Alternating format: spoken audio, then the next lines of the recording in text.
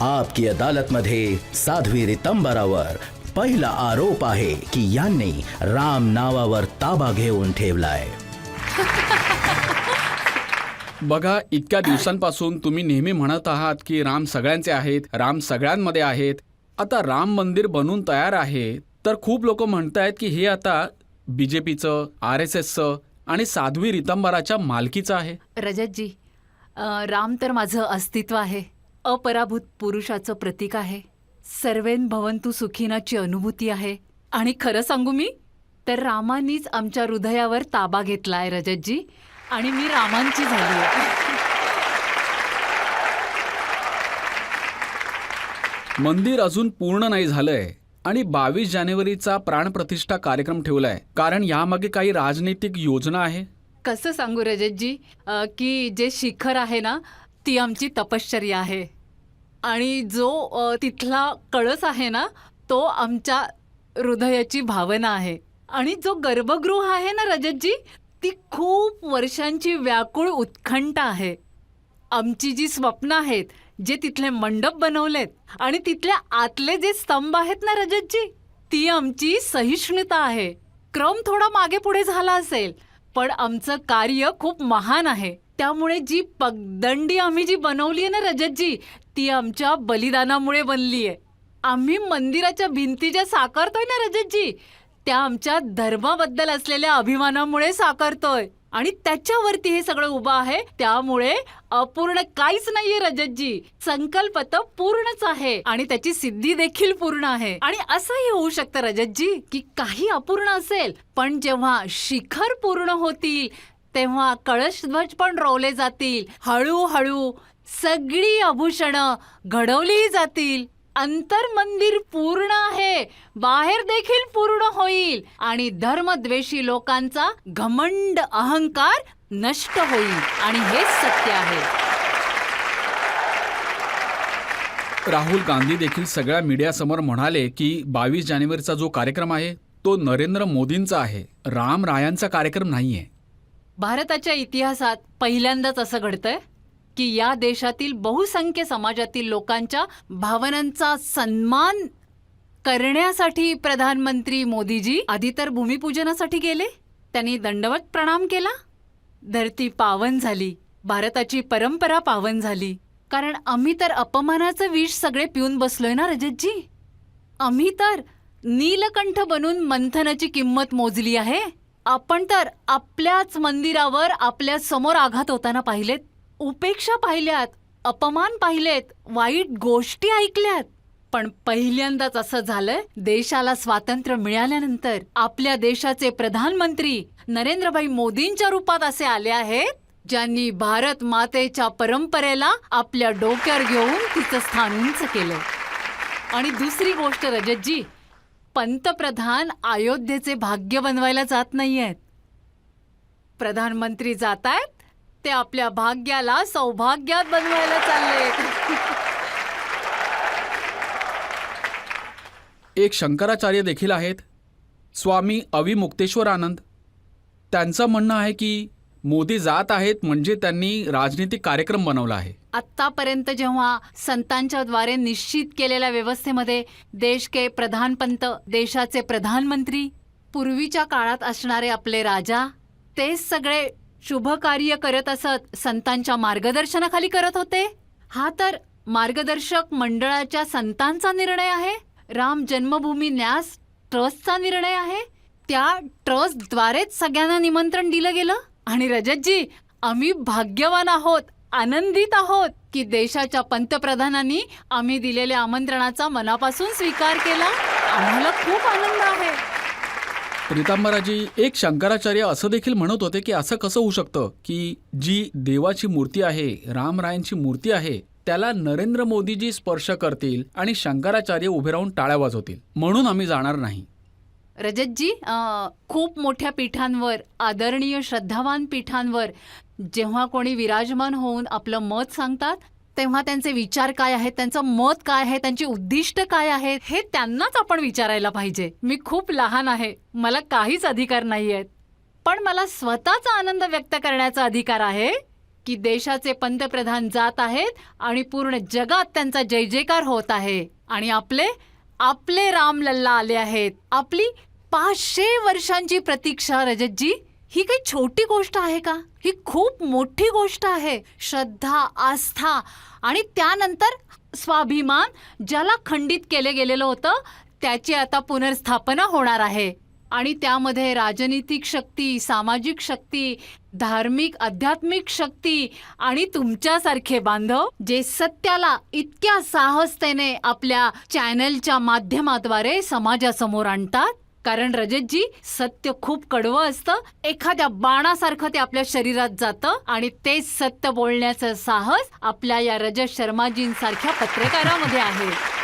म्हणूनच जेव्हा सगळ्या सामूहिक शक्ती जर तिथं जात आहेत तर आपल्या देशाचे पंतप्रधान तर गेलेच पाहिजेत. म्हणून बघा, जातात एक ते. कटू सत्य असं देखील समोर आलं आहे की तुमचा नारा होता सौगंध राम जी की खाते है मंदिर वही बनाएंगे.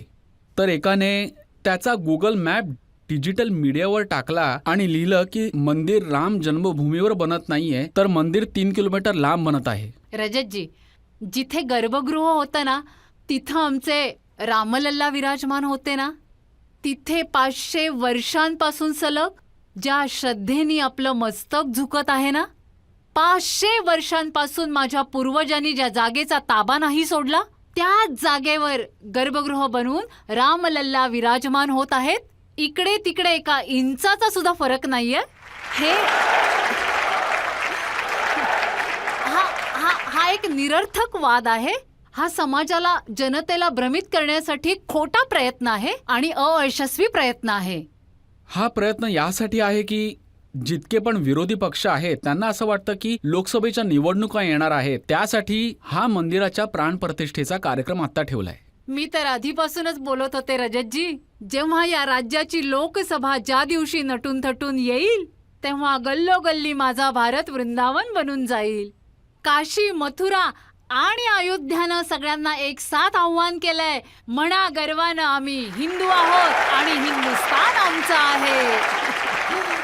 म्हणूनच अरे रजतजी पूर्वी म्हणत असत की निवडणुका येतात जातात की मंदिर बनवू. अजूनपर्यंत त्यांनी मंदिराची तारीख नाही निश्चित केली. तेव्हा ही स्थिती होती आणि आता तिथी निश्चित झाली तेव्हा त्यांच्या पोटात दुखतंय. तेव्हा असं कसं करून चालेल? आधी तर हे देखील म्हणत होते की रितंबराजी, तुम्हाला मंदिर बांधायचं नाहीये, तुम्हाला एक वाद बनवून ठेवायचा आहे आणि निवडणुकीत वापर करायचा. किती निवडणुका आल्या, किती निवडणुका गेल्या, पण भारतीय जनता पार्टीनं खूप नैतिकतेने, मानसिकदृष्ट्या खूप तयारीनं, तेव्हाच तर श्रीराम ती रामरथ यात्रा घेऊन श्री लालकृष्ण अडवाणी निघाले होते आणि त्यांनी नेहमीच त्याच्यामध्ये आणि की आम्ही मंदिराच्या आवारातच मंदिर बांधू. आणि आता जर मंदिर बांधत आहेत, जर ज्यांना त्रास आहे ना रजतजी, त्यांनी घोषणा करायला पाहिजे की भारतीय जनता पार्टी राम मंदिर बांधायला एकत्र आली आहे, तर आता आम्ही लवकरच कृष्ण जन्मभूमी बांधू, मग यांचं पण सौभाग्य होईल.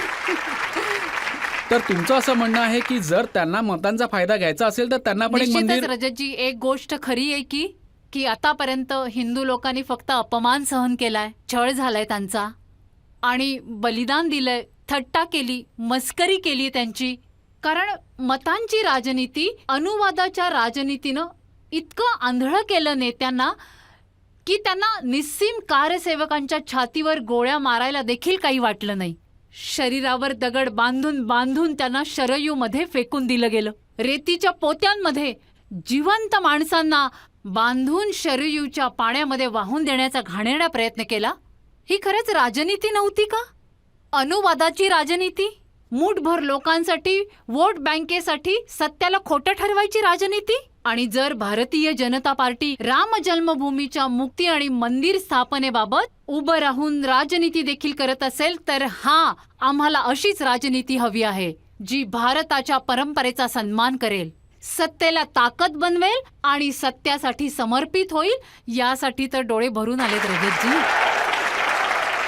त्यांना त्रास मोदीजींपासून आहे. विचारतात की मोदीजींचं काय योगदान आहे राम मंदिर बनवण्यात. ते तर सुप्रीम कोर्टाने परवानगी दिली मंदिर बांधायला, पण मोदींनी काय केलं? मोदीजींवर का सगळं लक्ष आहे?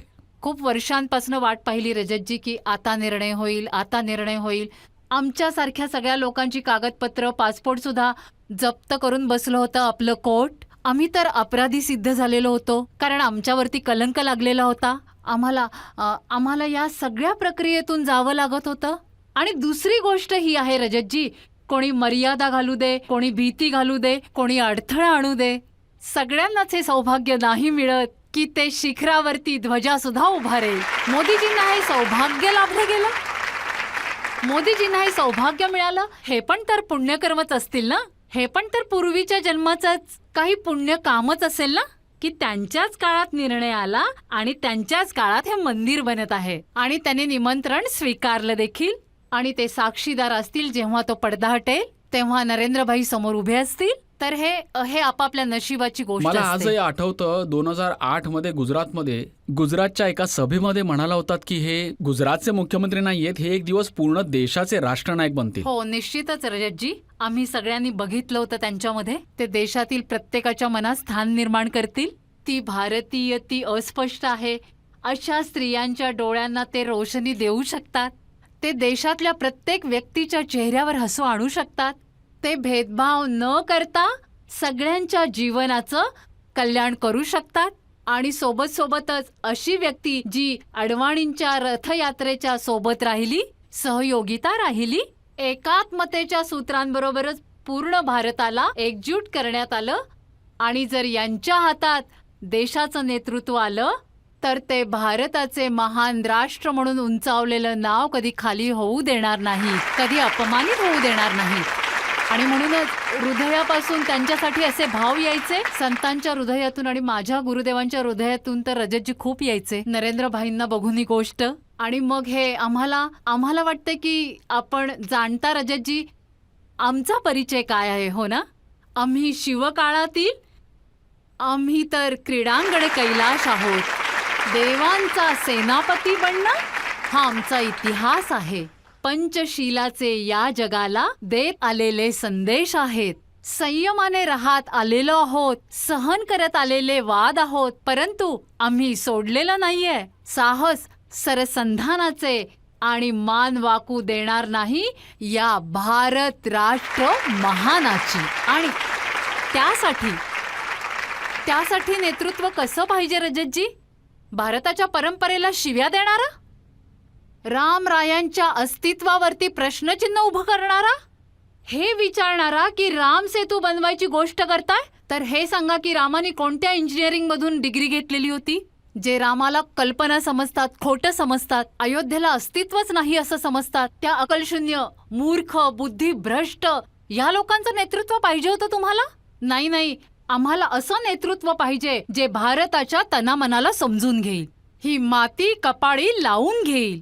आणि विचार करा रजतजी, ज्या माणसानं पार्लमेंटच्या प्रवेशद्वारावर आपलं मस्तक टेकलं, त्याला मंदिर मानलं त्यानं, त्या ठिकाणी बसून कोणी व्यक्ती ज्याला नमन करतो, प्रणाम करतो, त्या ठिकाणी बसून तो भारताचं भाग्य सुद्धा तो बनवेल, तो कुठलंच पाप नाही करणार, हे त्यांनी सिद्ध केलंय, हे त्यांनी सिद्ध करून दाखवलं.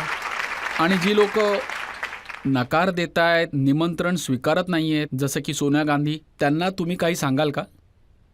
जे माझ्या रामाच्या निमंत्रणाला नाकारत आहेत रजतजी, भारतीय जनता त्यांना नाकारेल आणि नाकारलं सुद्धा आहे. आता जनतेचं तुम्ही नाव काढलं तर जनतेपैकी ज्यांना कोणाला प्रश्न विचारायचे आहेत त्यांनी विचारा. जय श्रीराम दिदी आई. माझा प्रश्न आहे की पुढची निवडणूक मोदींची जिंकतील, तिसऱ्यांदा ते पंतप्रधान बनतील? यात तर काही वादच नाही. अगदी हे तर जनतेनंच मानलं आहे बाळा. जनतेला माहिती आहे या देशाची भव्यता आणि दिव्यता या दोघांची गॅरंटी मोदीजी आहेत. आणि म्हणून 2024 पण त्यांचंच आहे. तुमच्या मनात कधी विचार नाही आला की मी पण MP बनावं, मंत्री बनावं, मुख्यमंत्री बनावं? रजतजी, राजनीती हे तर माझं क्षेत्रच नाहीये. माझं क्षेत्र तर देवाची गाणी गाणं, पूर्ण देशवासियांच्या मनात धर्माबद्दल प्रेम जागरूक करणं, कर्तव्यांची जाणीव करून देणं, आपल्या आधीच्या पूर्वजांच्या जाती धर्म परंपरांचं स्मरण करून देणं. आणि या सगळ्यामध्ये जेव्हा रामजन्मभूमीचा विषय निघाला तेव्हा माझ्या गुरुदेवांनी सांगितलं, रितंबरा, तुला सगळ्या जगाला सांगायचं आहे तर मी सांगत फिरायचे रजतजी.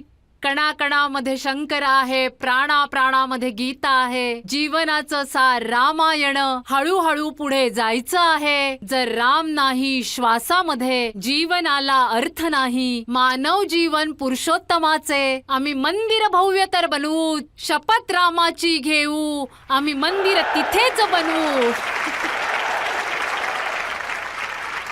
तर आमच्या गुरुदेवांचा असा आदेश होता रजतजी. गुरुदेवांचा आदेश होता की जन्मभूमीसाठी काम करायचंय, धर्मजागरूकता करायचंय, आणि त्यांचा आदेश आहे की समभाव जो आहे तो पूर्ण भारतात यासाठी काम करायचं आहे.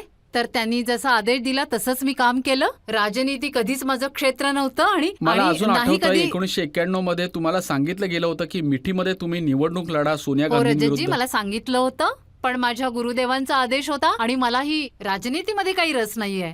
आणि रजतजी, मी राजनीतीचं रूप बदलणाऱ्यांपैकी एक आहे, राजनीती करणाऱ्यांपैकी नाहीये. आता बघा, योगी आदित्यनाथ देखील मुख्यमंत्री झाले आहेत. ते सुद्धा संत समाजातून येतात आणि एक प्रख्यात मुख्यमंत्री म्हणून ओळखले हो, जातात. खूपच मोठं सौभाग्य आहे रजतजी की असं नेतृत्व उत्तर प्रदेशाला प्राप्त झालंय. आणि ज्या अयोध्येला बघून आमचं मन रडायचं रजतजी, जेव्हा मी लखनौचं वैभव बघायचे. लखनौचा आम्हाला द्वेष नाहीये, पण जे आपले तीर्थस्थान जे आहेत त्यांची उपेक्षा, त्यांची दुरावस्था, जमीन दोस्त झालेल्या भिंती, ही कितीतरी मोठी गोष्ट आहे रजतजी. आम्ही मानत आलोय की आपली मातृभूमी ही चिन्मयी सत्ता आहे आणि मा भारतीय वेळेवेळेवर आपल्या गर्भातून असे सुपुत्र जन्माला घालते जे भारताला गौरवशाली बनवतात. आणि देशाच्या उत्तर प्रदेशाच्या योगीजींनी जेव्हा पूर्ण अयोध्येला दीपमाळांनी उजवळून टाकलं, विमानातून उतरून दरवर्षी रामजी येतात हर दिवाळीला आणि पूर्ण अयोध्या धन्य होऊन जाते. तर असे संतही आणि असे शिपाई सुद्धा, असं नेतृत्व भारताला मिळणं हे भारताचं मोठं सौभाग्य आहे. अजून एक प्रश्न घेऊ शकतो? जसं की केजरीवालांनी म्हटलंय की प्रत्येक मंगळवारी हनुमान चाळीसाचं पठण करवतील, तर काय वाटते तुम्हाला, त्यांना काही फायदा होईल? हा, त्यांची अक्कल ठिकाणावर येईल.